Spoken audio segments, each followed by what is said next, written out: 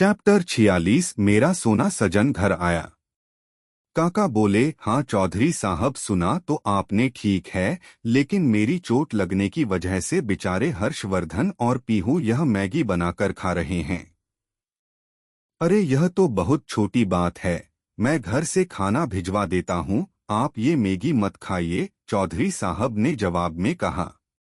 काका मौके पर चौका मारते हुए बोले, चौधरी साहब अगर एक बात कहूँ तो मानेंगे? चौधरी साहब ने हाँ में गर्दन हिलाते हुए कहा, हाँ हाँ क्यों नहीं मानेंगे। काका ने कहा, हीर को कुछ दिनों के लिए हवेली भेज दीजिए, वह हर्षवर्धन के लिए खाना बना दिया करेगी। हर्षवर्धन तो काका की मन ही मन बलाएं लेने लगा, जो काम हर्षवर्धन से इतने दिनों से नहीं हुआ था, काका ने कुछ ही सेकंड में कर दिया।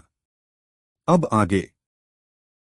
चौधरी साहब इतना तो समझ गए थे कि हर्षवर्धन को हीर पसंद है और शायद हर्षवर्धन हीर से शादी भी करना चाहता है। चौधरी साहब को भी यह रिश्ता मंजूर था। आखिर हीर ने एक बंधुआ मजदूर की तरह चौधरी साहब के घर में कई साल तक काम किया था। कहीं ना कहीं चौधरी साहब को हीर की हालत देखकर तरस आता था, लेकिन अपने बेटे बहू की वजह से वह हीर के लिए कुछ कर नहीं सकता था।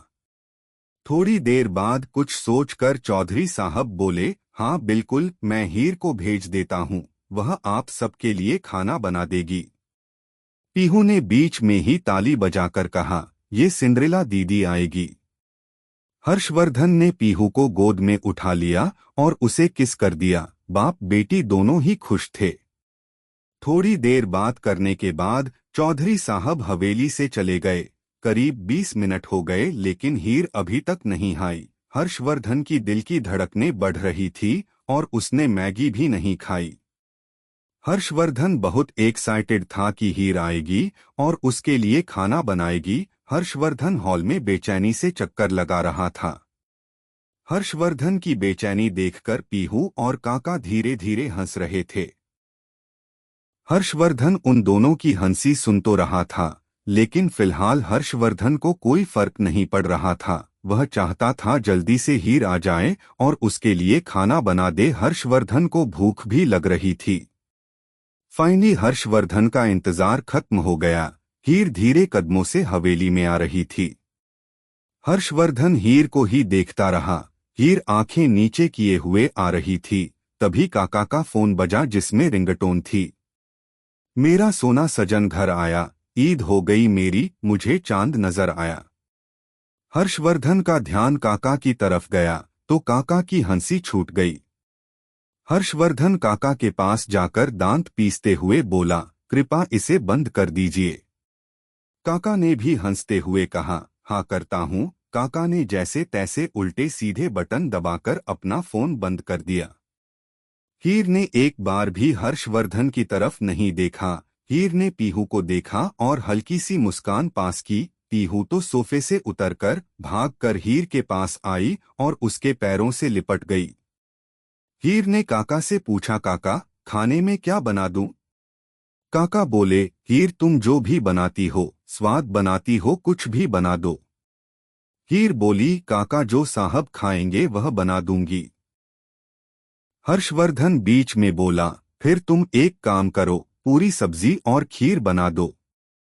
काका ने भी हर्षवर्धन की हाँ में हाँ मिलाते हुए कहा, हाँ हाँ हीर, तुम खीर पूरी बना दो, तुम बहुत स्वाद बनाती हो। हीर ने हाँ में गर्दन हिलाई और पीहू को गोद में लेकर किचन में चली गई। काका ने हर्षवर्धन को देखकर कहा, अब अपनी यह मैदा उठाओ, मैं तो हीर बिटिया के हाथ का खाना खाऊंगा। करीब 45 मिनट बाद हीर ने डाइनिंग टेबल पर खाना लगा दिया। हर्षवर्धन और काका खाना खाने लगे। हीर ने पीहू को गोद में बैठाया और उसे भी खाना खिलाने लगी। खाना सच में बहुत टेस्टी बना था। हर्षवर्धन बोला, हीर मजा आ गया, सच कह रहा हूँ, आज से पहले इतना टेस्टी खाना नहीं खाया। मेरी बड़ी भाभी ऐसा खाना बनाती थी, लेकिन अब वह इस दुनिया में नहीं है। हीर तारीफ सुनकर खुश तो थी, लेकिन उसने हर्षवर्धन की तरफ नहीं देखा। तभी उसके कानों में काका की आवाज पड़ी, हर्षवर्धन ठीक कह रहा है, हीर तुम्हें सच में बहुत अच्छा खाना बनाया है। पीहू ने भी कहा, सिंड्रेला दी, सच में यह खीर बहुत यम्मी है। खाना खाने के बाद हर्षवर्धन ने काका को कमरे में छोड़ दिया। हर्षवर्धन जाने लगा तो काका ने उसका हाथ पकड़कर कहा, ऐसा मौका रोज रोज नहीं मिलता, अपने दिल की बात बता दो।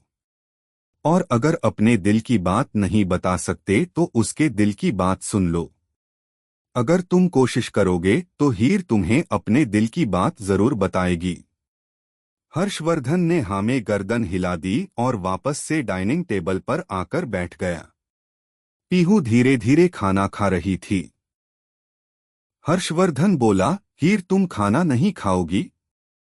हीर ने धीरे से कहा, नहीं साहब, मैं घर जाकर खाना खाऊंगी। मैं ऐसा खाना नहीं खाती। माँ जी कहती हैं ऐसा खाना खाने से गोविंद नाराज हो जाते हैं, और मेरा तो गोविंद के अलावा इस दुनिया में कोई नहीं है।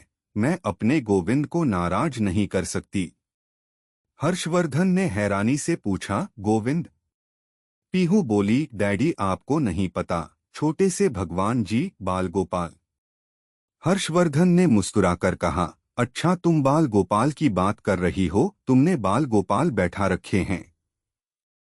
हीर ने अब भी हर्षवर्धन की तरफ नहीं देखा, बस हाँ में गर्दन हिला दी। तभी हर्षवर्धन का फोन वाइब्रेट हुआ। फोन वाइब्रेट होने से हर्षवर्धन चिढ़ गया, लेकिन कुछ कर नहीं सकता था। हर्षवर्धन ने गुस्से में अपना फोन उठाया और गार्डन में जाकर फोन रिसीव कर लिया। पीहू ने खाना खा लिया था। थोड़ी देर बाद पीहू हीर की गोद में ही सो गई। हर्षवर्धन फोन कट करके अंदर आया तो हीर ने धीरे से कहा, आपकी राजकुमारी सो गई, इसे कहाँ लेटा दूं? हर्षवर्धन को काफी हैरानी हुई। आज तक पीहू उसके अलावा किसी की गोद में नहीं सोई थी, और अगर सोती थी तो बहुत रोती थी या फिर बेचैन हो जाती थी। लेकिन हीर ने तो कुछ ही मिनटों में पीहू को सुला दिया। हर्षवर्धन बोला, ऊपर कमरे में। हीर ऊपर नहीं जाना चाहती थी। पता नहीं क्यों उसे हर्षवर्धन के सामने घबराहट हो रही थी। हीर ने हिम्मत करते हुए कहा, साहब, पीहू को गोदी ले लीजिए, आप सुला दीजिएगा, मैं यह बर्तन साफ कर लेती हूँ। हर्षवर्धन समझ रहा था कि हीर को घबराहट हो रही है। हर्षवर्धन ने हीर की गोद से पीहू को ले लिया और ऊपर चला गया। हीर ने डाइनिंग टेबल के सारे बर्तन समेटकर साफ किए। बचा हुआ खाना फ्रिज में रख दिया। हीर ने एक छोटी सी कटोरी ली और उसमें थोड़ी सी खीर डालने लगी। तभी हर्षवर्धन वहां आ गया। हर्षवर्धन को देखकर हीर डर गई। हीर की आंखों से ना चाहते हुए भी एक आंसू गिर गया। हीर भरे गले से बोली, साहब, खा नहीं रही थी, बस थोड़ी सी गोविंद के लिए लेकर जा रही थी। गोविंद को भोग लगाकर गाय माता को खिला दूंगी। गोविंद की कसम, मैंने खाने के लिए खीर नहीं ली। हर्षवर्धन हैरानी से बोला, खा भी लोगी तो कौन सी आफत आ जाएगी, खा लो, कोई बात नहीं। गोविंदा ऐसे नाराज नहीं होते। अगर तुम्हें खीर पसंद है तो तुम खा भी सकती हो। अब हीर की आंखों में आंसू आ गए और वह उसके गाल से लुढ़ककर उसके दुपट्टे में कहीं छुप गए। हीर ने हर्षवर्धन की तरफ नहीं देखा और धीरे से बोली, साहब, नहीं, खाना नहीं है, अब नहीं खाऊंगी, बस थोड़ी सी गोविंद के लिए लेकर जा रही हूँ। हीर ने कटोरी हर्षवर्धन को दिखाते हुए कहा, खुद ही देख लीजिए, बस एक ही चम्मच खीर ली है। हर्षवर्धन बोला, हीर डरो मत, खीर खा लो, मैं किसी को नहीं बताऊंगा, और जब मैं किसी को नहीं बताऊंगा तो तुम्हारे ससुराल वालों को कुछ पता नहीं चलेगा। अगर तुम्हें खीर खानी है तो तुम थोड़ी सी खीर खा सकती हो। नहीं साहब, आप झूठ बोलते हो। आपने पहले भी कहा था कि आप मेरे ससुराल वालों को नहीं बताएंगे कि मैंने आम तोड़े हैं, लेकिन आपने उन्हें बता दिया। माँ जी ने मुझे बहुत मारा। मैं यह खीर नहीं खाऊंगी, वरना फिर से आप मेरी शिकायत कर दोगे। माँ जी फिर मुझे मारेगी। इतना कहकर हीर ने कटोरी वहीं रख दी।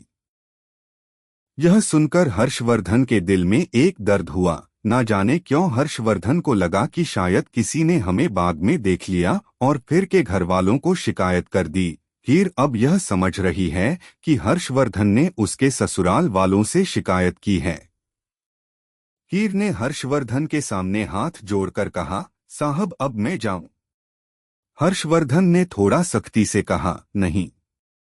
हीर ने शांत भाव से कहा, साहब मैंने गोविंद को भोग नहीं लगाया, मुझे उन्हें भोग लगाना है। हर्षवर्धन का दिमाग यह सुनकर खराब हो गया कि बाग में मिलने की वजह से हीर के ससुराल वाले नए हीर को मारा है। हर्षवर्धन हीर के जख्म देखना चाहता था, लेकिन किस हक से उसके जख्म देखता, किस हक से उसके जख्मों पर मरहम लगाता।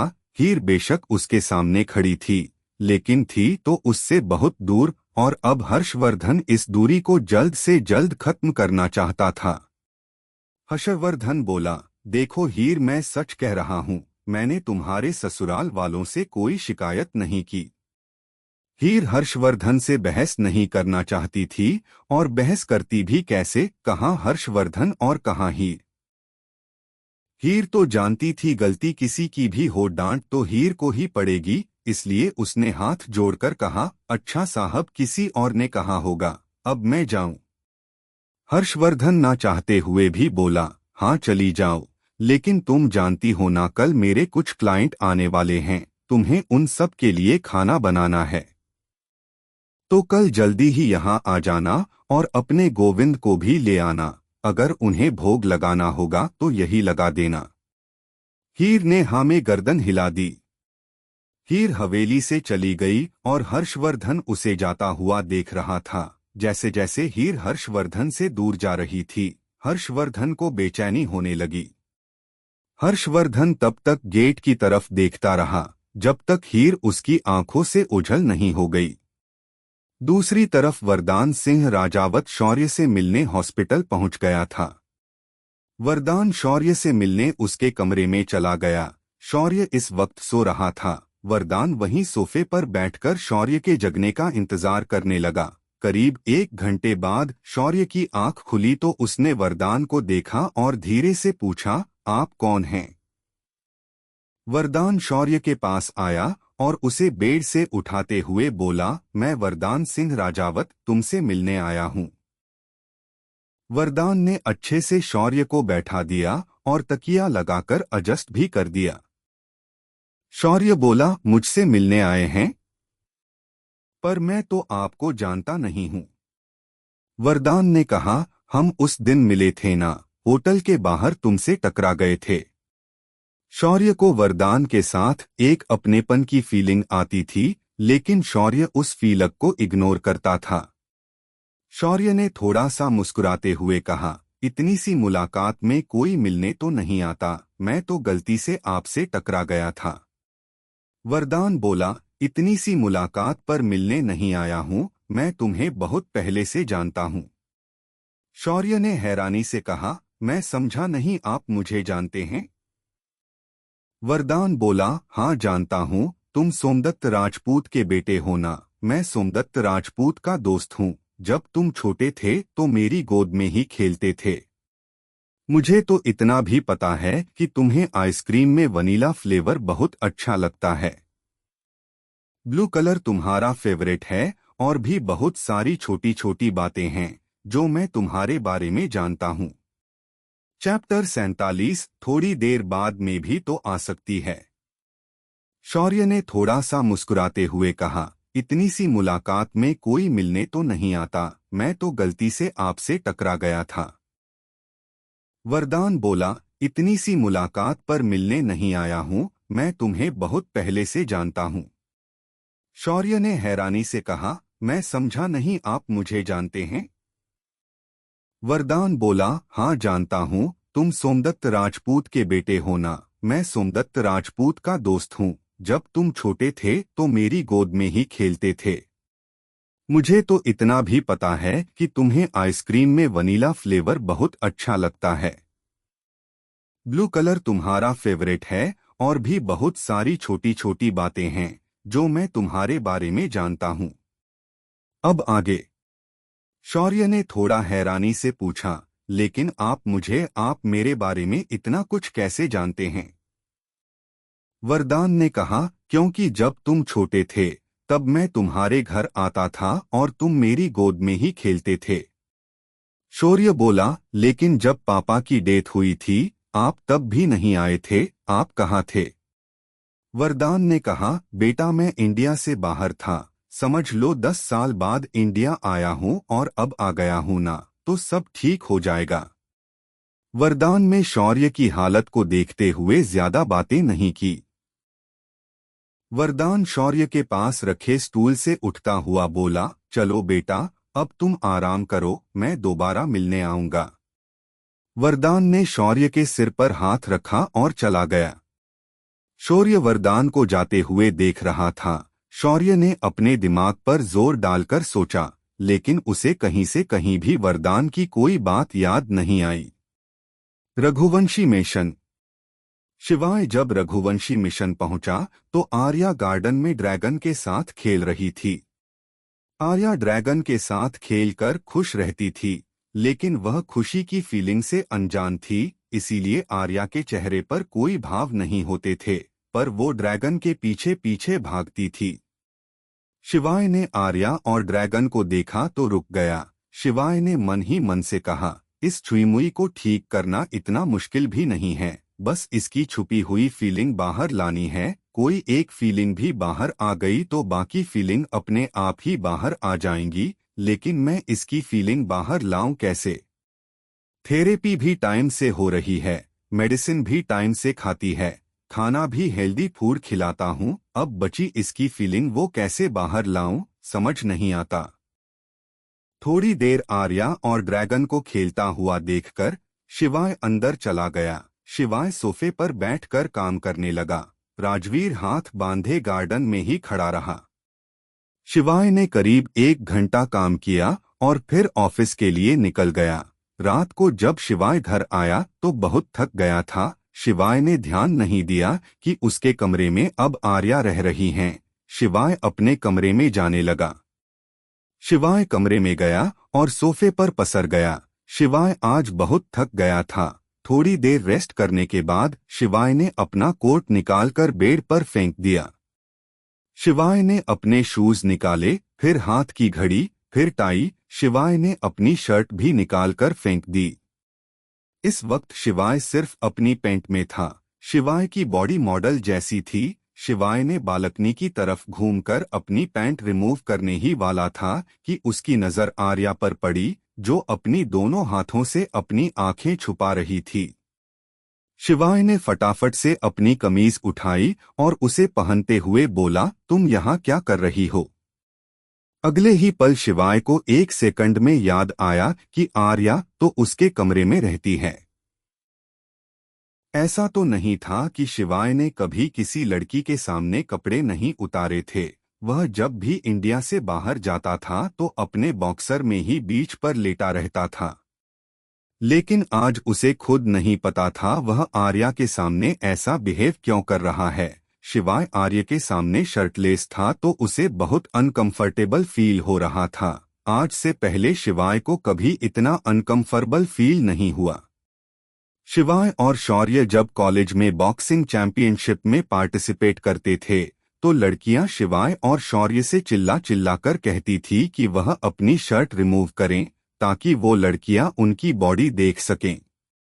शिवाय शौर्य भी उन लड़कियों का दिल नहीं तोड़ते थे और रिंग में ही अपनी शर्ट उतार देते थे, जिन्हें देखकर लड़कियां पागल हो जाती थी। और आज शिवाय एक 18 साल की लड़की के सामने शर्ट उतारकर नर्वस हो गया था।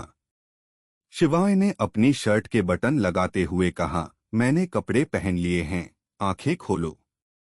आर्या ने धीरे धीरे आंखें खोल ली। शिवाय ने पूछा, तुमने खाना खाया? आर्या ने नामे गर्दन हिला दी। शिवाय को थोड़ा गुस्सा आ गया क्योंकि आर्या ने खाना खाने में लापरवाही की थी। तभी शिवाय को याद आया आज तो राजवीर दोपहर से छुट्टी पर है, इसीलिए आर्या को किसी ने खाना नहीं खिलाया। वैसे भी शिवाय किसी नौकर के हाथों से आर्या को खाना नहीं खिलावाता था। आर्या को खाना या तो राजवीर खिलाता था या फिर शिवाय। शिवाय को राजवीर के अलावा किसी पर यकीन नहीं था। शिवाय बोला, मैं फ्रेश होकर आता हूँ, फिर हम साथ में डिनर करेंगे। आर्या ने हाँ में गर्दन हिला दी। शिवाय वॉशरूम में चला गया। शिवाय ने शावर ऑन किया और उस शावर के नीचे खड़ा हो गया। शिवाय को बार बार आर्या का आंखें छुपाना याद आ रहा था। अचानक से शिवाय के चेहरे पर एक मुस्कुराहट आ गई। शिवाय ने मन ही मन खुद से कहा, मतलब छुईमुई को मुझसे शर्म आ रही थी, इसके अंदर फीलिंग डेवलप हो रही है। शिवाय नहाता नहाता ही उछल पड़ा। शिवाय को आज बहुत अच्छा लग रहा था कि फाइनली आर्या के अंदर एक फीलिंग आ गई शर्म की, लेकिन वह भी बहुत कम ही आई है।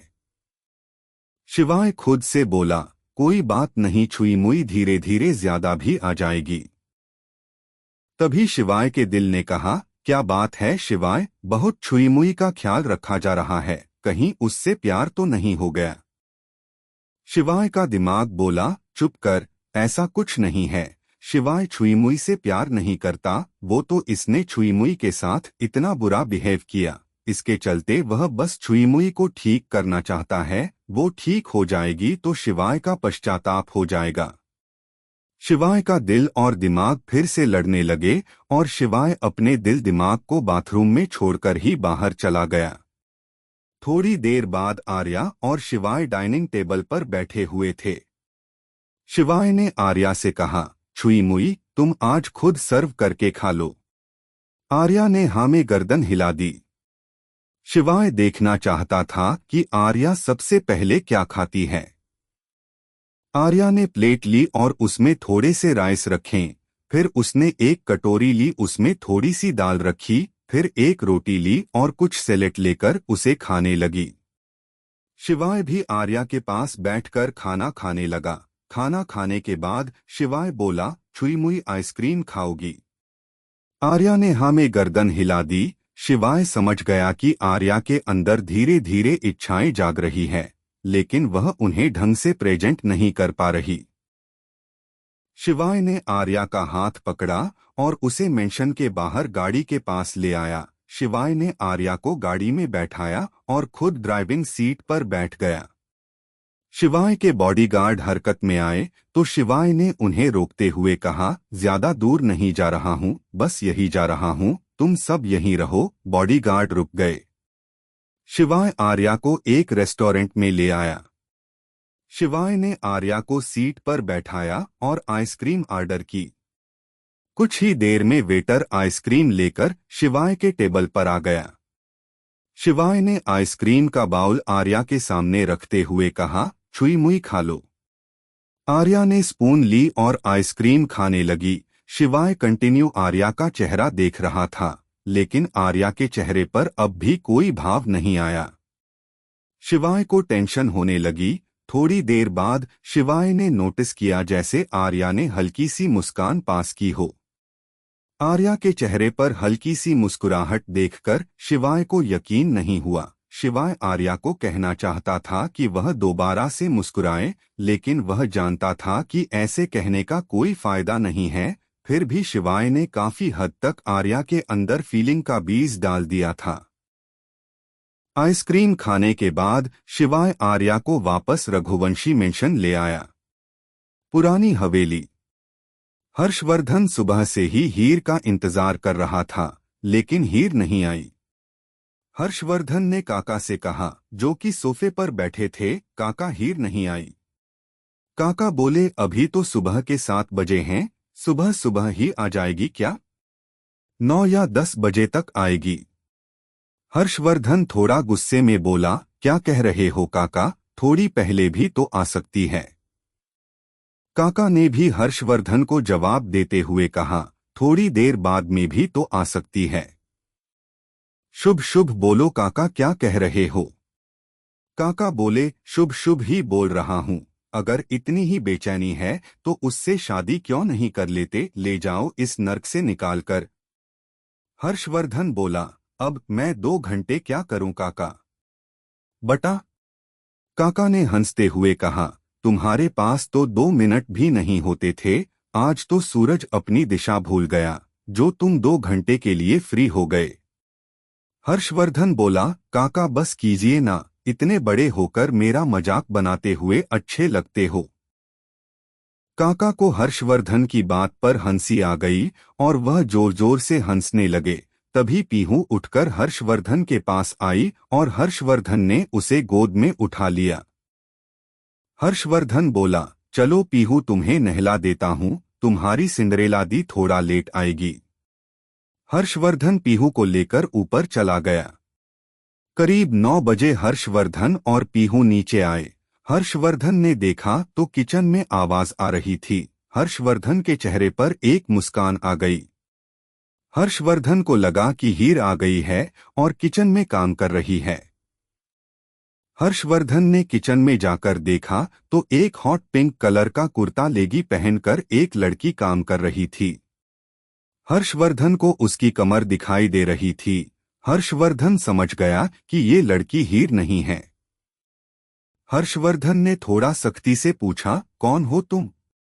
वह लड़की पलटी और कहने लगी, हर्षवर्धन जी, मैं हूं तान्या। तान्या को देखकर हर्षवर्धन का दिमाग खराब हो गया। हर्षवर्धन ने कहा, तुम यहाँ क्या कर रही हो और किसने भेजा है तुम्हें? तान्या बोली, मैं चौधरी साहब की पोती हूँ। आपने कहा था ना दादाजी को आपके कुछ मेहमान आने वाले हैं, तो मैं आपकी हेल्प करने आई हूँ। हर्षवर्धन को गुस्सा आ गया। हर्षवर्धन ने लगभग चिल्लाते हुए कहा, निकलो यहाँ से। तान्या हर्षवर्धन के मुंह से यह सुनकर थोड़ा हैरान हो गई। जितना भी तान्या ने हर्षवर्धन के बारे में सुना था, हर्षवर्धन एक शांत स्वभाव वाला लड़का था। तान्या को कभी नहीं लगा था कि हर्षवर्धन उसके साथ इस तरह से बिहेव करेगा। तान्या भी थोड़ा गुस्से में बोली, आप मुझसे ऐसे बिहेव नहीं कर सकते, आप मुझ पर चिल्ला नहीं सकते। हर्षवर्धन का गुस्सा बढ़ता जा रहा था, क्योंकि पिछले 3 घंटे से वो हीर का इंतजार कर रहा था। हीर की जगह किसी और को देखकर हर्षवर्धन का गुस्सा 7वें आसमान पर पहुंच गया था। हर्षवर्धन ने लगभग चीखते हुए कहा, तुम कहीं की राजकुमारी हो जिससे मैं से बात नहीं कर सकता? 2 सेकंड में निकलो यहाँ से, वरना मेरे गार्ड्स तुम्हें धक्के मार कर यहाँ से निकाल देंगे। हर्षवर्धन की चीख सुनकर काका वहां आ गए। काका ने तान्या को देखा तो वह भी हैरान हो गए। काका बोले, तान्या तुम यहाँ क्या कर रही हो? तुम्हें यह किसने भेजा? चैप्टर 48 बहुत ही उल्टा चरित्र है। हर्षवर्धन का गुस्सा बढ़ता जा रहा था, क्योंकि पिछले 3 घंटे से वो हीर का इंतजार कर रहा था। हीर की जगह किसी और को देखकर हर्षवर्धन का गुस्सा 7वें आसमान पर पहुंच गया था। हर्षवर्धन ने लगभग चीखते हुए कहा, तुम कहीं की राजकुमारी हो जिससे मैं से बात नहीं कर सकता? 2 सेकंड में निकलो यहाँ से, वरना मेरे गार्ड्स तुम्हें धक्के मार कर यहाँ से निकाल देंगे। हर्षवर्धन की चीख सुनकर काका वहां आ गए। काका ने तान्या को देखा तो वह भी हैरान हो गए। काका बोले, तान्या तुम यहाँ क्या कर रही हो? तुम्हें यह किसने भेजा? अब आगे। तान्या ने भी गुस्से में कहा, दादाजी ने भेजा है, और कौन भेजेगा?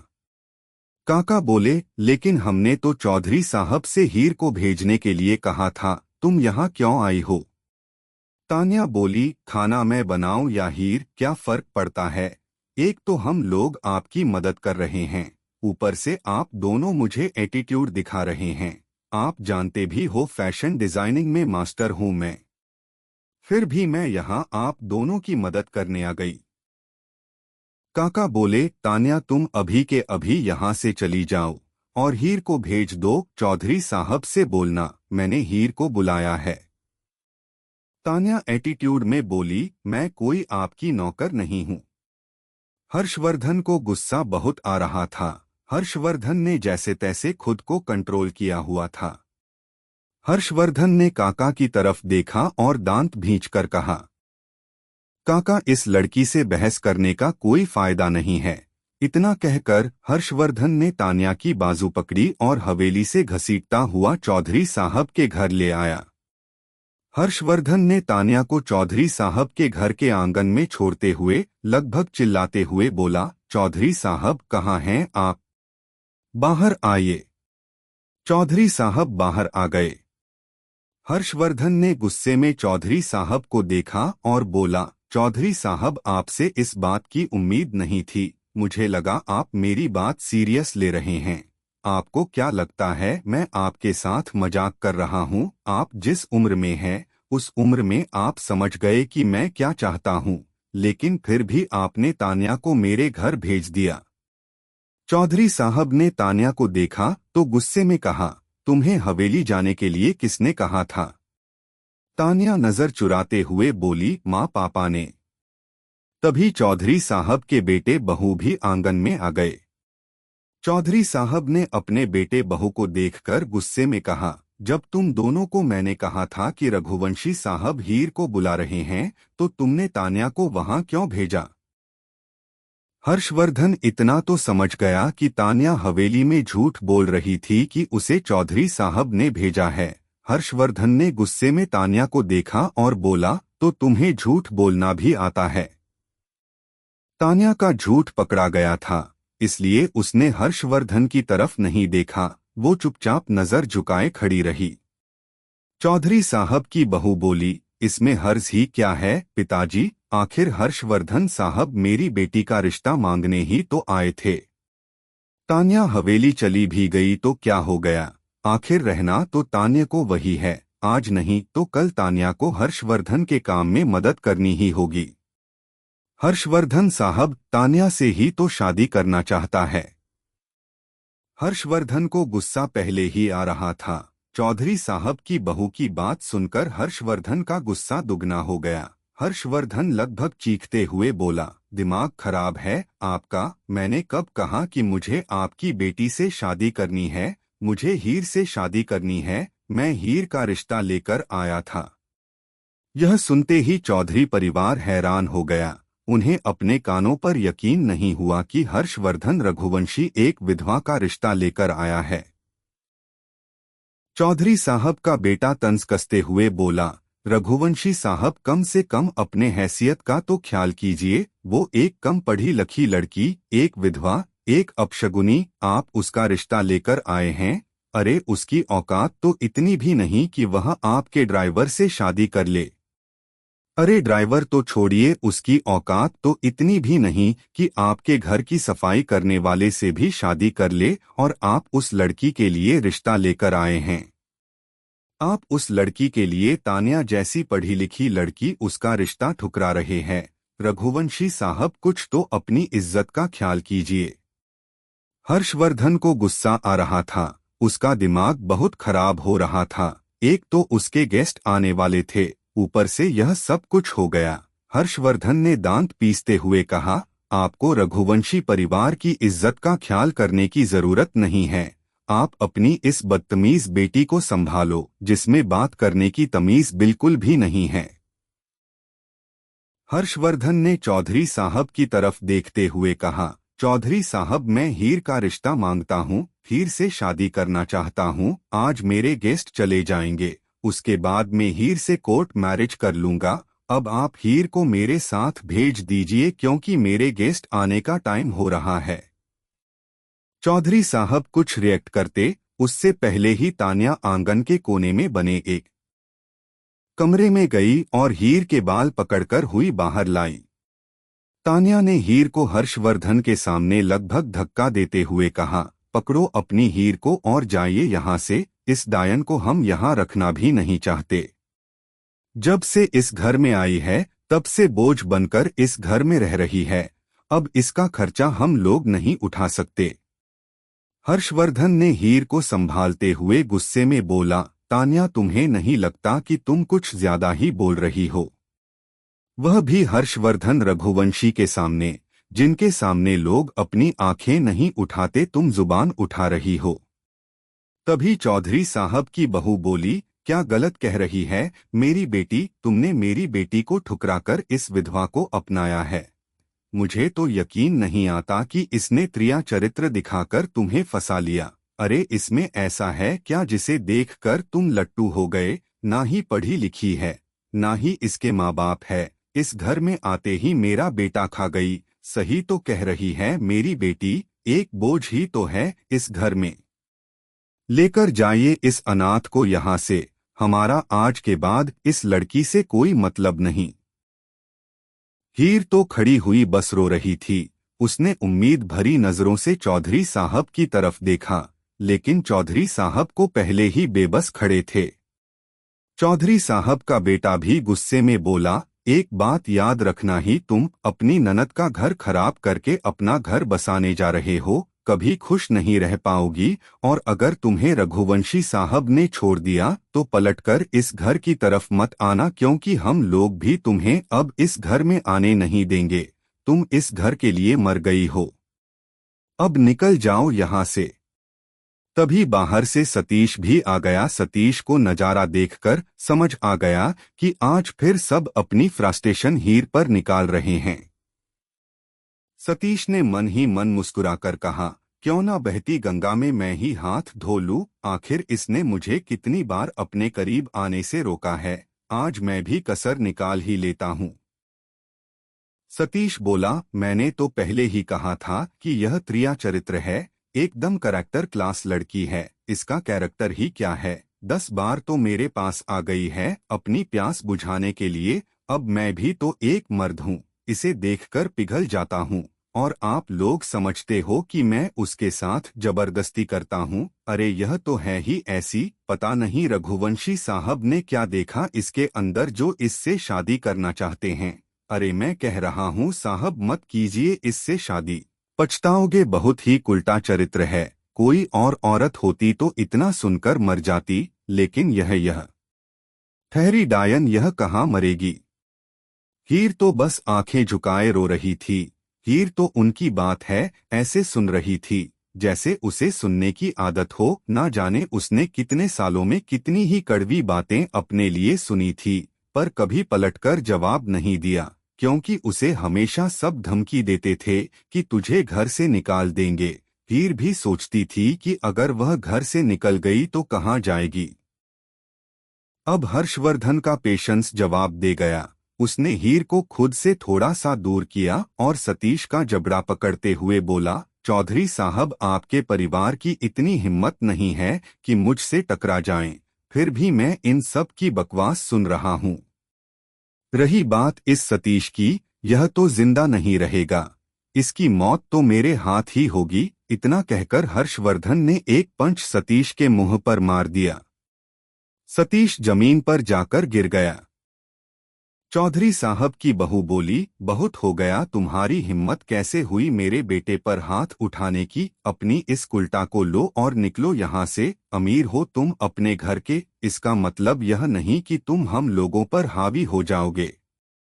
हर्षवर्धन ने चौधरी साहब की बहू को पॉइंट करते हुए कहा, बहुत देर से आपकी बकवास सुन रहा हूँ, अगर एक शब्द भी हीर के बारे में कहा तो जिंदा जला दूंगा और कोई भी नहीं कर पाएगा। मुझ में कितनी हिम्मत है और कितना पावरफुल हूँ, यह बात चौधरी साहब जानते हैं, तो बेहतर होगा कि तुम सब अपनी चोंच बंद कर लो। मेरी हीर को छींक भी आई तो भी मैं तुम सबका जीना हराम कर दूंगा, समझे। हर्षवर्धन ने यह बात इतनी कड़कती हुई आवाज में कही थी कि चौधरी साहब का सारा परिवार सहम गया। हर्षवर्धन ने सतीश का कॉलर पकड़ा और फिर से एक पंच मार दिया।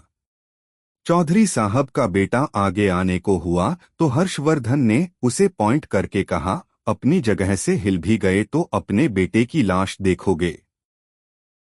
हर्षवर्धन ने सतीश को बहुत मारा। सतीश के मुंह से खून आने लगा। सतीश के माँ बाप सतीश को पीटता हुआ देख रहे थे, पर कुछ कर नहीं सकते थे। तान्या गुस्से में अपनी मुट्ठी भींच रही थी, पर कुछ कर नहीं सकती थी। हर्षवर्धन ने अपना सारा गुस्सा सतीश पर निकाल दिया। सतीश अधमरा सा जमीन पर पड़ा हुआ था। हर्षवर्धन ने हीरो का हाथ पकड़ा, चौधरी साहब के सामने लाकर बोला, हीर को लेकर जा रहा हूँ, कुछ ही दिन में हीर से शादी कर लूंगा। अपने परिवार से कहिए कि मुझसे टकराने की हिम्मत भी ना करें, वरना जानते हो रघुवंशी परिवार आदमियों को गायब करवा देता है और पता भी नहीं चलता। ऐसा ना हो चौधरी साहब कि मैं आपके परिवार को गायब कर दूं। अगर आप बुढ़ापे में ऐसा कुछ नहीं देखना चाहते तो अपने परिवार से कहिए चुप रहे, मेरी हीर की तरफ आंख उठाकर भी ना देखें।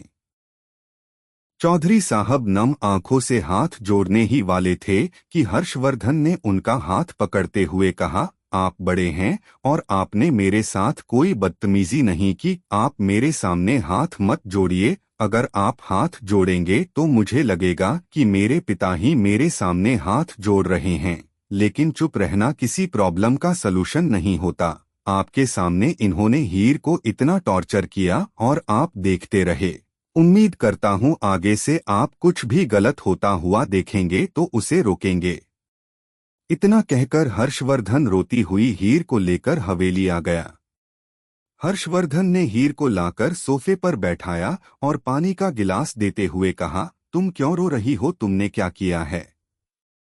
हर्षवर्धन अब भी गुस्से में था, इसलिए हीर उससे डर रही थी। हीर डर के मारे हर्षवर्धन की तरफ नहीं देख रही थी। हीर तो पहले ही हर्षवर्धन को नहीं देखती थी, आज तो उसने हर्षवर्धन का रुद्र रूप देख लिया था, जिसकी वजह से यह बहुत ज्यादा डर रही थी। चैप्टर 49। इतना कहकर हर्षवर्धन रोती हुई हीर को लेकर हवेली आ गया। हर्षवर्धन ने हीर को लाकर सोफे पर बैठाया और पानी का गिलास देते हुए कहा, तुम क्यों रो रही हो, तुमने क्या किया है? हर्षवर्धन अब भी गुस्से में था, इसलिए हीर उससे डर रही थी। हीर डर के मारे हर्षवर्धन की तरफ नहीं देख रही थी। हीर तो पहले ही हर्षवर्धन को नहीं देखती थी, आज तो उसने हर्षवर्धन का रुद्र रूप देख लिया था, जिसकी वजह से यह बहुत ज्यादा डर रही थी। अब आगे। हर्षवर्धन गुस्से में भी हीर की हालत समझ रहा था, इसलिए उसने काका को बुलाकर कहा, काका इसे कहो चुप हो जाएगी और जल्दी से लंच की तैयारी कर लेगी, मेरे क्लाइंट आते ही होंगे।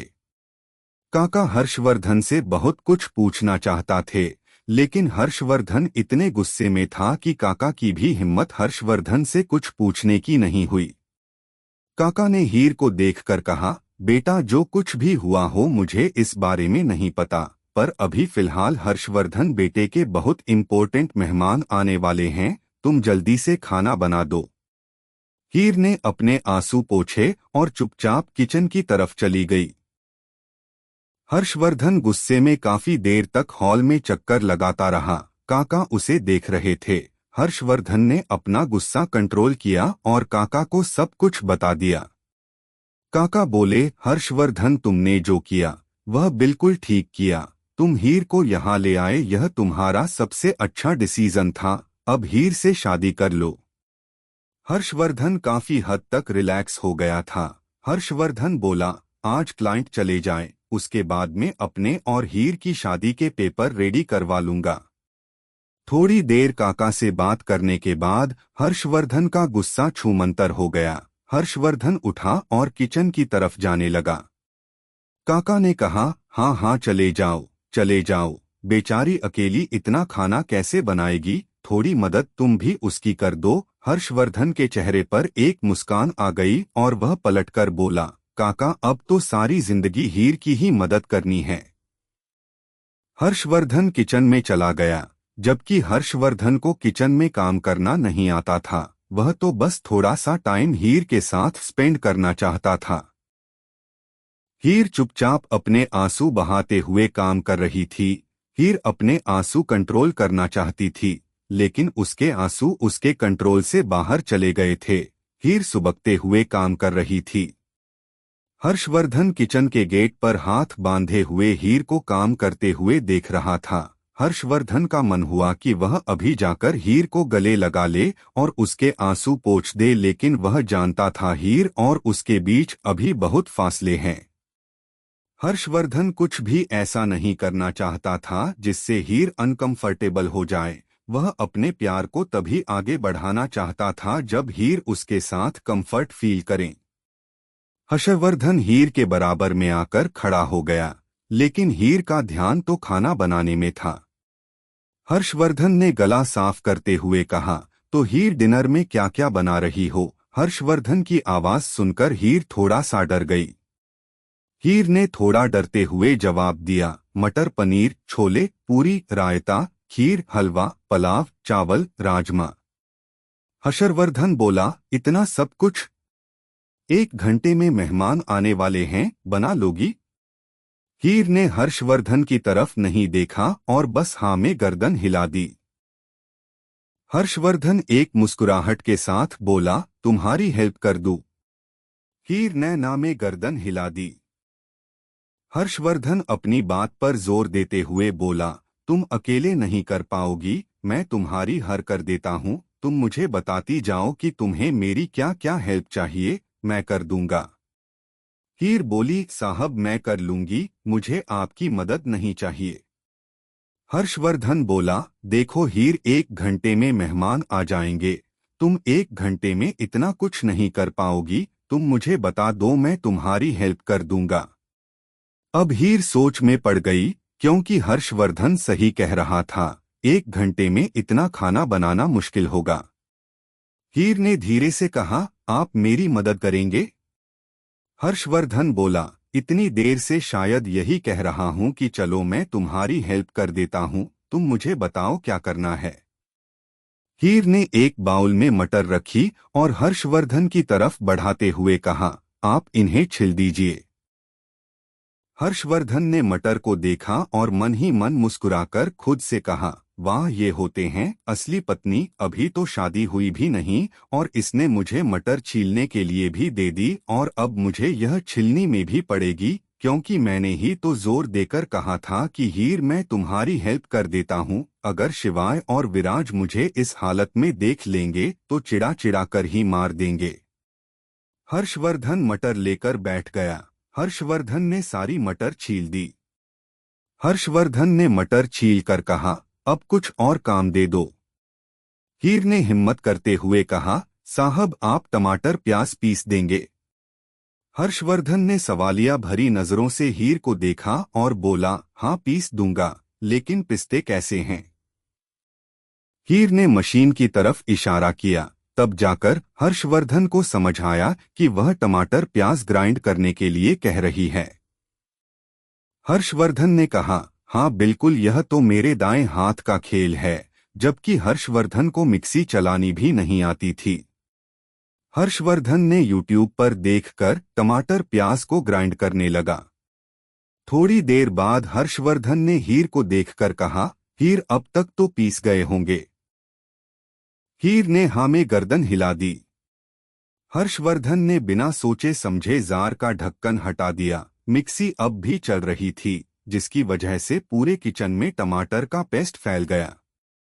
हर्षवर्धन के मुंह से निकला, ओ तेरी, यह मैंने क्या कर दिया। हर्षवर्धन ने जल्दी से मिक्सी बंद की, लेकिन तब तक टमाटर का पेस्ट हर्षवर्धन के कपड़े और चेहरे पर गिर गया था। हर्षवर्धन की आंखों पर भी थोड़ा सा पेस्ट गिर गया था, जिसकी वजह से हर्षवर्धन ने अपनी आंखें बंद कर ली। हीर ने देखा तो जल्दी से हर्षवर्धन के पास आई और मिक्सी को बंद कर दिया। हर्षवर्धन डाइनिंग टेबल पर बैठते हुए बोला, मेरी आंख में कुछ गिर गया है। हीर ने जल्दी से अपना दुपट्टा लिया और हर्षवर्धन का चेहरा साफ कर दिया। हीर ने हर्षवर्धन की आंखें को भी साफ किया और कहा, साहब थोड़ा धीरे धीरे आंखें खोलिए। लेकिन हर्षवर्धन ने अपनी आंखें नहीं खोली। हीर फिर बोली, साहब खोलिए तो। हर्षवर्धन ने हिम्मत करके थोड़ी सी आंख खोली और फिर से बंद कर ली। हीर ने अपना दुपट्टा अपने होठों पर लगाकर फूंक मारी, फिर हर्षवर्धन की आंख पर रख दी। उस गर्माहट से हर्षवर्धन की आंख को सुकून सा मिला। करीब 10-12 बार करने के बाद हीर बोली, साहब मुंह धो लीजिए। हर्षवर्धन की आंखें अब काफी हद तक ठीक हो गई थी, लेकिन अब वह एक्टिंग करने लगा। हर्षवर्धन उठा और आंखें बंद किए हुए बोला, लेकिन बाहर किस साइड से जाना है, प्लीज तुम मुझे कमरे तक छोड़ दो। हीर तो बहुत मासूम थी, उसे इतनी चालाकियां कहाँ आती थी। उसे तो लगा हर्षवर्धन जो कह रहा है वह सही कह रहा है। हीर ने हर्षवर्धन की बाजू पकड़ी और बोली, चलिए साहब। हीर हर्षवर्धन को कमरे तक ले आई।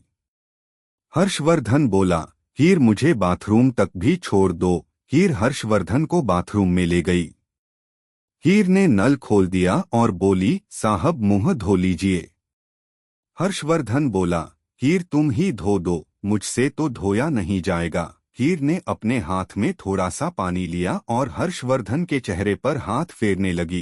हीर जैसे जैसे हर्षवर्धन के चेहरे पर हाथ फेर रही थी, हर्षवर्धन के दिल की धड़कन भागने लगी। हीर के छोटे छोटे नाजुक से हाथ हर्षवर्धन के चेहरे पर चल रहे थे, तो हर्षवर्धन को लग रहा था जैसे पीहू के हाथ से बस थोड़े से ही बड़े हाथ उसके चेहरे को सहला रहे हैं। हर्षवर्धन के चेहरे पर एक मुस्कुराहट फैल गई। चेहरा धोने के बाद हीर ने पास ही टंगा हुआ एक टॉवल हर्षवर्धन की तरफ बढ़ा दिया।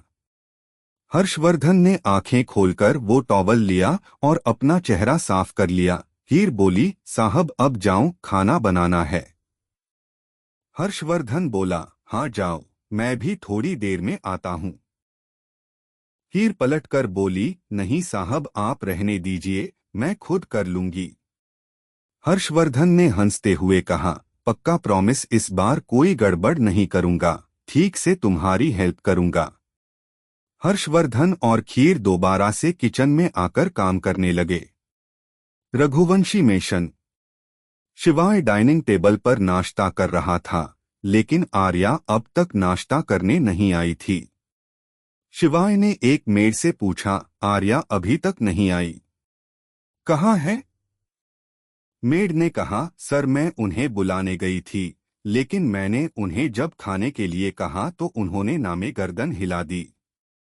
यह सुनकर शिवाय शॉक्ड हो गया। यह पहली बार था जब आर्या ने खाना खाने के लिए मना किया था।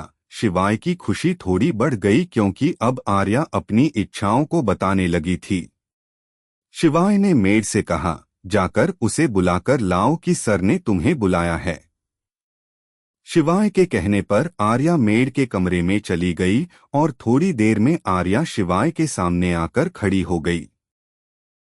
शिवाय ने देखा तो आर्या ने अभी तक नाइट सूट ही पहना हुआ था, पिंक कलर का नाइट सूट जो कि सिल्क में था। आर्या उसम बहुत खूबसूरत लग रही थी। आर्या के बाल भी आ गए थे जो उसके गर्दन तक थे। शिवाय ने आर्य को देखा तो एक सेकंड के लिए भूल ही गया कि उसे आर्या से क्या पूछना था। आर्या तो चुपचाप शिवाय के सामने खड़ी थी। थोड़ी देर आर्या को निहारने के बाद शिवाय ने पूछा, छुईमुई अभी तक नहाई नहीं हो? आर्या ने थोड़ा सा मुंह बनाया और नामे गर्दन हिला दी। आर्या ने मुंह बनाया यह देखकर शिवाय के चेहरे पर एक मुस्कान आ गई। शिवाय पिछले कितने ही दिनों से आर्या के ऊपर जो मेहनत कर रहा था वह मेहनत रंग ला रही थी। शिवाय समझ गया कि आर्या का मूड आज नहाने का नहीं है, वरना हमेशा आर्या जल्दी से नहाकर नीचे आ जाती थी। पता नहीं क्यों शिवाय ने आर्या की तरफ अपना हाथ बढ़ाया और आर्या ने शिवाय का हाथ थाम लिया। शिवाय ने आर्या को धीरे से अपनी गोद में बैठा लिया और उसके गाल पर हाथ लगाकर पूछा, ब्रश किया तुमने? आर्या ने हाँ में गर्दन हिला दी।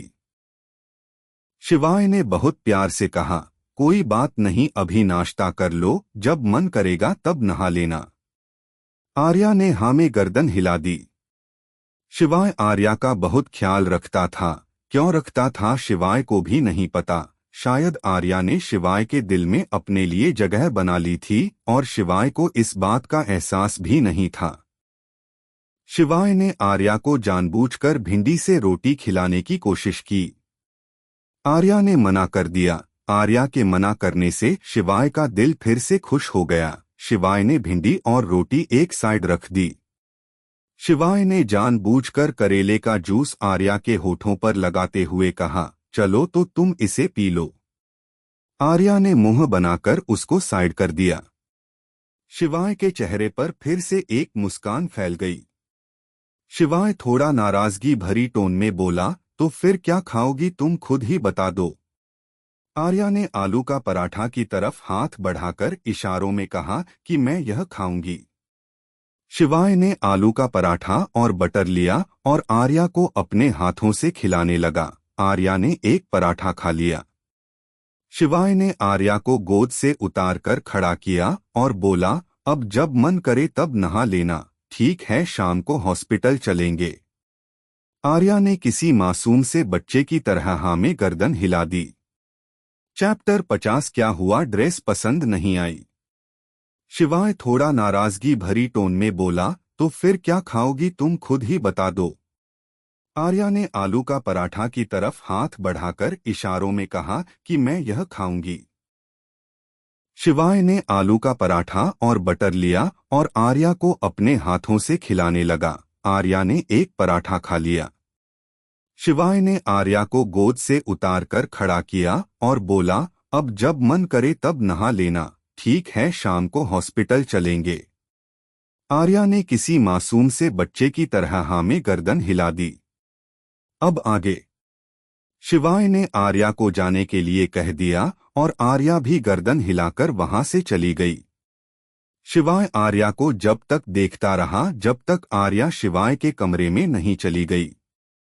आर्या के जाते ही शिवाय के चेहरे पर एक मुस्कान आ गई। आर्या धीरे धीरे ठीक हो रही थी। शिवाय ने आर्या की बीमारी को एक चैलेंज की तरह एक्सेप्ट किया था और वह धीरे धीरे उस चैलेंज को जीत भी रहा था।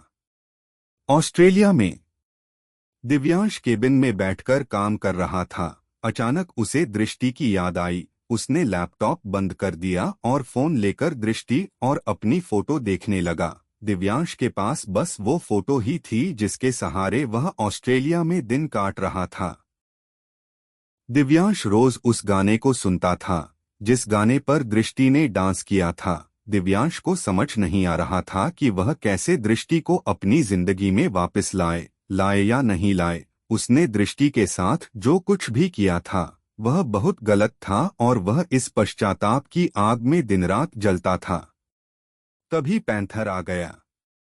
पैंथर को देखकर दिव्यांश थोड़ा सा घबरा गया और उसने अपना फोन साइड में रख दिया, फिर लैपटॉप खोल ली। पैंथर दिव्यांश के साथ बचपन से रहता था। दोनों के बीच एक अच्छी दोस्ती भी थी। पैंथर बोला, सर, यह पहली बार हुआ है कि आप मुझसे कुछ छुपा रहे हैं और यह पहली बार हुआ है कि मेरी भी आपसे पूछने की हिम्मत नहीं होती। लेकिन इतना तो मैं समझ गया हूं कि आपने दृष्टि के साथ जो कुछ भी किया उसके लिए आप पछता रहे हैं। आपको पछताना भी चाहिए। अगर आज यशोदा माँ होती और उन्हें पता चलता कि उनके बेटे ने एक लड़की की जिंदगी खराब कर दी तो वह आपको कभी माफ नहीं करती। सर देखिए, अगर मुझसे बात करने से आपका दिल हल्का होता है तो कर लीजिए, लेकिन मैं भी यही कहूंगा कि आपने दृष्टि के साथ जो कुछ किया वह गलत था। एक अंधी लड़की का फायदा उठाना बहुत नीचे गिरने जैसा है। दिव्यांश के चेहरे पर कोई भाव नहीं थे। दिव्यांश ने धीरे से कहा, पैंथर, मुझे नहीं पता था वो देख नहीं सकती। पैंथर, मैं तुम्हें सफाई नहीं दे रहा हूँ, लेकिन मैंने उसे रघुवंशी मिशन से जाने के बहुत मौके दिए थे। उसे डराया, धमकाया, उसके ऊपर चिल्लाया और तो और कुछ ऐसी बातें कहीं जो मुझे उससे नहीं कहनी चाहिए थी। लेकिन उस लड़की ने हार नहीं मानी। वह मेरे सामने जिद करने लगी। मुझे कुछ समझ नहीं आया और मैं उसके साथ इंटीमेट हो गया। दिव्यांश खड़ा हुआ। दिव्यांश की आंखें लाल हो रही थी। वह गुस्से से लाल थी या गिल्ट से, दिव्यांश को भी नहीं पता था। दिव्यांश एक बड़े से वॉल के पास किया जो कांच का बना हुआ था, जिसके बाहर देखने पर आधा शहर नजर आता था। दिव्यांश फिर गहरी सांस लेकर बोला, पैंथर, जब मैं उसके साथ पहली बार इंटीमेट हुआ तो मुझे गिल्ट होने लगा। मैं दोबारा इंटीमेट नहीं होना चाहता था, लेकिन पता नहीं क्यों उसके पास जाकर एक सुकून मिलता था। ना चाहते हुए भी मैं उसके पास चला गया। बार बार जाता रहा। 5 दिन तक मैं उसके साथ रहा। 5 दिन में मुझे पता ही नहीं चला कि वह लड़की देख नहीं सकती। दिव्यांश ने गहरी सांस लेकर कहा, तुम नहीं समझोगे पैंथर, अंदर ही अंदर जल रहा हूँ। मैंने उसकी जिंदगी खराब की तो की, उसे इतना कुछ कह दिया जो शायद कभी किसी लड़के को किसी लड़की को नहीं कहना चाहिए। अपने गुस्से में इतना पागल हो गया कि अपने माँ बाप के संस्कार भूल गया। बदले की भावना में इतना बह गया कि दृष्टि को ना जाने कितनी कड़वी बातें कह दी। शरीर के जख्म भर जाते हैं, जुबान से दिए हुए जख्म कभी नहीं भरते। मैं अगर दृष्टि से माफी भी मांगू तो शायद वह मुझे कभी माफ ना करें। मैंने उसे जो कुछ कहा उसके चलते तो वह मुझे कभी माफ नहीं करेगी, और अगर उसने मुझे माफ नहीं किया तो मैं पश्चाताप की आग में जलता ही रहूंगा। अगले ही पल दिव्यांश की आंख से आंसू बह गया। दिव्यांश ने आंसू साफ करते हुए कहा, पैंथर, मुझे सपने में रिया दिखाई देती थी। मैं बेचैन हो जाता था, लेकिन अब मुझे रिया दिखाई नहीं देती, मुझे दृष्टि दिखाई देती है। आंखें बंद करता हूं तो उसका चेहरा मेरे सामने आ जाता है, आंखें खोलता हूं तो उसकी आवाज मेरे कानों में गूंजती है। पैंथर इस वक्त दिव्यांश की हालत समझ रहा था। चाहे दिव्यांश ने कुछ भी किया हो, लेकिन पैंथर के दिल में दिव्यांश के लिए बुरा महसूस हो रहा था। पैंथर ने दिव्यांश को सोफे पर बैठाया और पानी दिया। दिव्यांश ने पानी पी लिया। पैंथर पंजों के बल दिव्यांश के पास बैठकर बोला, सर, अगर आपको दृष्टि से प्यार हो गया है तो आपको अपने प्यार को आगे बढ़ाना चाहिए, और तब तक बढ़ाना चाहिए जब तक वह आपको माफ करके आपकी जिंदगी में न आ जाए। सर, कोशिश करने से सब कुछ होता है। आप दृष्टि से माफ मांगेंगे तो वह आपको माफ कर देगी। यशोदा माँ कहती थी ना कि औरतों का दिल बहुत नाजुक होता है और वो बहुत जल्दी माफ कर देती हैं। अगर आप दिल से माफी मांगेंगे तो दृष्टि भी आपको माफ कर देगी। सर, मुझे नहीं पता, लेकिन आपने तो दृष्टि को महसूस किया है। कहीं ना कहीं आपको भी लगता होगा कि वह आपके पास आकर अच्छा महसूस करती है। पैंथर की बात सुनकर दिव्यांश के कानों में फिर से वह आवाज गूंजी, मिस्टर रघुवंशी, आप मुझसे नाराज हैं, तो फिर आप मेरे पास क्यों नहीं आए? दिव्यांश को डाउट तो था कि दृष्टि उसे कहीं ना कहीं पसंद करने लगी है, लेकिन पक्का नहीं पता था। दिव्यांश ने मन ही मन सोचा, अगर 1% भी दृष्टि मुझे प्यार करती है तो मैं उस 1% को 100% में बदल दूंगा। पैंथर फिर बोला, डिसाइड हो गया। ऑस्ट्रेलिया से जाने के बाद आप दृष्टि के पीछे ऐसे पड़ेंगे जैसे कोई कॉलेज का लड़का अपनी गर्लफ्रेंड के पीछे पड़ जाता है जब तक वह हाँ कह दे। दिव्यांश बोला, पैंथर, किस मुंह से दृष्टि से माफी मांगू? सच कहता हूँ पैंथर, अगर आज माँ जिंदा होती तो मुझे घर से निकाल देती है। पैंथर को हंसी आ गई। वो थोड़ा मुस्कुराकर बोला, हाँ सर, आपको याद है ना, आपको और शिवाय सर को यशोदा माँ ने घर से बाहर खड़ा कर दिया था जब आपने पहली बार ड्रिंक की थी। दिव्यांश ने अपना एक हाथ उठाते हुए हल्का सा मुस्कुराकर कहा, साले बताऊं तुझे, पुरानी बातें बहुत याद आ रही है। थोड़ी देर बाद दिव्यांश और पैंथर दोनों ही हंसने लगे। दोनों हंस रहे थे और दिव्यांश ने अपना एक हाथ पैंथर के गाल पर रखा हुआ था और तभी डेजी रूम में आ गई। डेजी ने दोनों को इस सिचुएशन में देखा तो कुछ और ही समझ लिया। डेजी ने मन ही मन खुद से कहा, ओह माय गॉड, इसीलिए दिव्यांश रघुवंशी लड़कियों से दूर रहता है क्योंकि इसे तो लड़के पसंद है, और वैसे भी पैंथर भी देखने में काफी स्मार्ट और डैशिंग है। डेजी को देखकर पैंथर दिव्यांश दोनों का मुंह बन गया, लेकिन बिजनेस के चलते दोनों को ही उसे झेलना पड़ता था। डेजी अपने स्टाइल में केबिन में आई और चेयर पर बैठती हुई बोली, सॉरी गाइस, मैंने तुम लोग को डिस्टर्ब कर दिया, बट आज रात एक पार्टी है और तुम दोनों को उसमें आना है। पैंथर मन ही मन बोला, क्यों आना है, इज्जत लुटवाने? दिव्यांश ने सवाल भरी नजरों से डेजी को देखा तो डेजी दिव्यांश के भाव को समझते हुए बोली, वो क्या है ना, मेरा बर्थडे है और मैंने एक ग्रैंड पार्टी ऑर्गेनाइज की है, तो तुम दोनों को उस पार्टी में जरूर आना है, आखिर हम लोग बिजनेस पार्टनर है। डेजी चेयर से खड़ी हुई और बाहर जाने लगी, फिर वह रुक गई और पलटकर बोली, बर्थडे गिफ्ट लाने की जरूरत नहीं है, मैं अपना गिफ्ट खुद ही ले लूंगी। इतना कहकर डेजी चली गई। पैंथर ने दिव्यांश को देखा और थोड़ा सा गुस्से में बोला, मैं बोल रहा हूँ सर, यह औरत मुझे ठीक नहीं लगती। दिव्यांश ने बिना किसी भाव के कहा, तो जो औरत तुझे ठीक लगती है उसके बर्थडे पार्टी में चला जा। पैंथर के चेहरे पर थोड़ी सी शर्म के साथ एक मुस्कुराहट आ गई और वह बोला, क्या सर, आप जानते हैं ना, जब तक आपकी शादी नहीं होगी मैं भी शादी नहीं करूंगा। दिव्यांश ने हल्का सा मुस्कुराकर कहा, तो फिर ठीक है, दोनों चलते हैं इंडिया, तू अपनी वाली को ढूंढ लिया, मैं अपनी वाली को मना लूंगा। पैंथर मुस्कुराकर चला गया। दिव्यांश ने आज अपने दिल की बात पैंथर को कह दी थी, इसलिए दिव्यांश बहुत हल्का महसूस कर रहा था। दिव्यांश ने डिसाइड कर लिया था कि अब वह दृष्टि को अपनी जिंदगी में लाकर ही रहेगा। पुश्तैनी हवेली।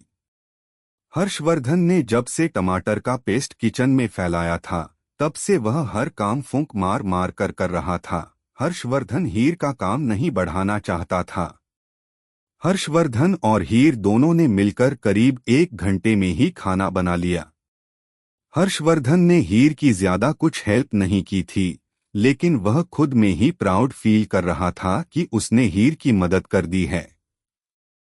हर्षवर्धन ने अप्रेन उतारते हुए कहा, हीर मैंने तुम्हारे लिए कुछ कपड़े मंगवाए हैं, तुम वह कपड़े पहन लो। मेरे गेस्ट आएंगे और तुम्हें इन वाइट कलर के कपड़ों में देखेंगे तो वह मुझसे 10 सवाल पूछेंगे। हीर धीरे से बोली, साहब लेकिन विधवा तो ऐसे ही कपड़े पहनती, और वैसे भी मैं आपके मेहमानों के सामने क्यों जाऊंगी। हर्षवर्धन बोला, क्यों तुम मेरे मेहमानों से नहीं मिलोगी। हीर ने सर झुकाकर धीरे से कहा, साहब भला मैं उनसे मिलकर क्या करूंगी। आपके मेहमान तो इतने अमीर होंगे, पढ़े लिखे होंगे, विदेशों से आए हैं, मैं उन सब से मिलकर क्या करूंगी। साहब मैं नहीं मिलना चाहती।